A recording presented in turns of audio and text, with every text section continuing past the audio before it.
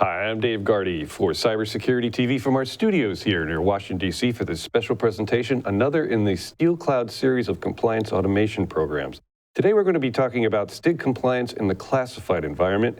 With me here is Brian Hajos, who's the COO of Steel Cloud. Brian, thanks for joining us. Thank you, David. Give us an idea to begin with. Can you explain the difference between a classified and an unclassified environment? Usually when we're considering classified environments, we're thinking of networks that are isolated from the internet and house data that needs to be protected from the outside world. Things come into a classified environment, they typically don't go out. Beyond that, there's a couple of other aspects in classified environments. They're generally smaller than unclassified environments.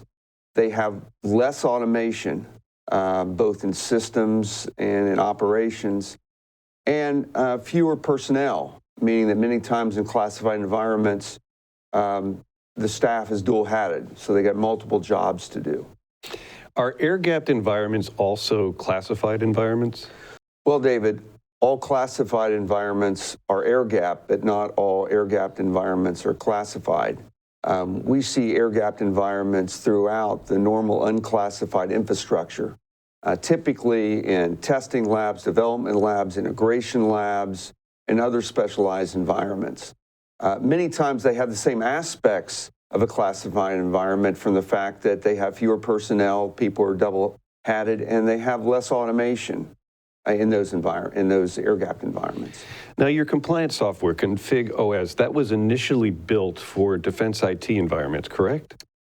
Yeah, it was built for both classified and unclassified. One of our first customers was in a classified environment, and certainly we're very sensitive to all of the requirements in the classified environment, meaning there's no internet, so things like licensed servers, things that reach out to the internet and automatically update things are unavailable in both unclassified and classified environments. So we built a system that's both lightweight and also does not depend on any infrastructure outside of the enclave that it's running.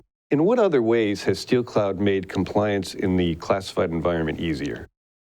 Well, as I mentioned, many times both personnel and automation that may exist on the unclassified side isn't available on the classified side. So we provide a simple to install, simple to support, lightweight application that engineers that may be tasked with multiple jobs can easily keep their classified environment in compliance and produce the artifacts that go into their other processes. Thank you. Well, we appreciate the time you've taken, Brian, to give us some perspective on compliance in the classified environments. We've been talking with Brian Hajos. He's the COO of Steel Cloud. Thank you, Brian. Thank you, Dave. I'm Dave Gardy for Cybersecurity TV from our studios here near Washington, D.C. Thanks for watching the Steel Cloud Compliance Automation Series.